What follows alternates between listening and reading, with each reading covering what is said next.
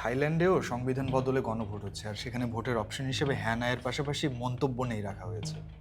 হ্যাঁ, এই একটা ব্যাপার কিন্তু বেশ উল্লেখ করার মতো।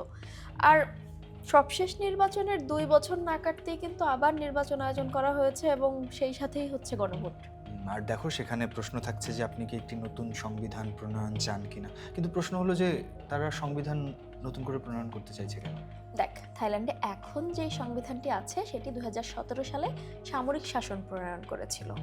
এখন যদি সংখ্যাগরিষ্ঠ মানুষ এই ৩ অপশনের মধ্যে থেকে হ্যাঁ বেছে নেয়, তাহলেই কেবল সংবিধান পরিবর্তন সম্ভব হবে। কিন্তু সেটা তো থাইল্যান্ড কম্বোডিয়া যুদ্ধের ফসল না?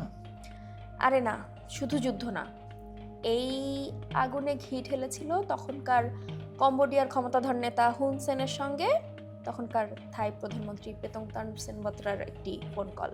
ওই যে তিনি হুন সেনকে চাচা বলে সম্বোধন করেছিলেন ফোনে। শুধু তাই না, সেখানে অভিযোগ আছে যে তিনি তার নিজ দেশের সেনাবাহিনীকে অবমাননা করে কথা বলেছিলেন। কিন্তু তিনি তো সেই কথোপকথনকে আলোচনার কৌশল হিসেবে বলেছিলেন।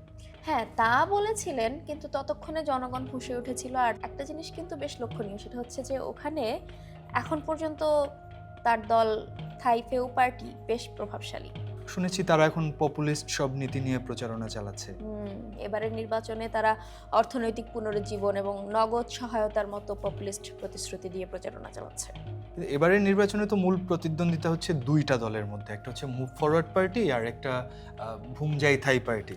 হ্যাঁ, আরে আগেরবার নির্বাচনেও তো প্রতিনিধি পরিষদে মুভ ফরওয়ার্ড পার্টি সংখ্যাগরিষ্ঠ আসন লাভ করেছিল, কিন্তু তাদের ক্ষমতায় যেতে দেয়নি তখনকার সেনা সমর্থিত সিনেট। পরে বুমজাই থাই পার্টির সঙ্গে জোট গঠন করে পেতংতার্নের ফেউ থাই পার্টি এবং তারা একজোট হয়ে ক্ষমতায় বসে। আর এই ভুমজাই থাই পার্টি আবার রাজতন্ত্র ও সামরিক এস্টাবলিশমেন্টের পছন্দের তালিকার শীর্ষে।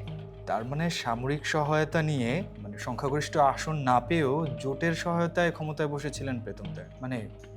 আর পরে তিনি কিনা আবার সেনাবাহিনীর বিরুদ্ধে অবমাননা করার কথা বলেছিলেন, এবং এজন্যই সরকার থেকে এত দ্রুত তাদের পতন। হ্যাঁ, অনেকে তো তাই মনে করছেন।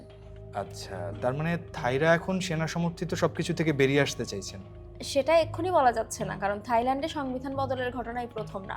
১৯৩২ সালে নিরঙ্কুশ রাজতন্ত্রের অবসানের পর থেকে এখন পর্যন্ত ২০ বার সংবিধান অদল-বদল হয়েছে। তার মানে সেখানকার পরিস্থিতি বেশ জটিল।